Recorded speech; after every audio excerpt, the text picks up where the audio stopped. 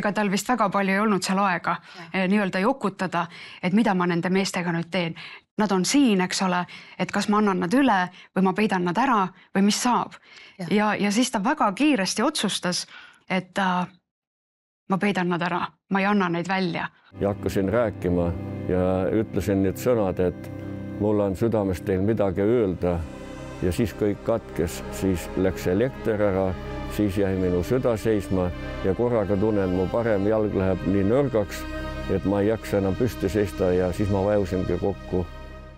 Ja pühakirja järgi viimsed päevad algasid Jeesuse esimese tulekuga. Ma ikka jälle kuulen inimesi väitmas seda, et nelipühipäeval algasid viimsed päevad. Peetrus konstateerib fakti, et viimsed päevad kestavad. Aga Heebreakirja autor on siis Hebra 1.2 ütleb nõnda, et Jumal, kes muiste rääkis prohvetite kaudu, on nüüd neil viimsel päevil rääkinud oma poja kaudu. Nii et Heebreakirja autor ütleb selgelt, et viimsed päevad algasid Jeesuse esimese tulekuga ja võib öelda, et siis viimsed päevad lõpevad Jeesuse tagasitulekuga. Nii et terve see periood, me võime seda nimetada ka koguduse ajastuks, on tegelikult lõpuajad ja võib öelda, et siis meie elame ilmselt siis päris nende lõpuaegade lõpus.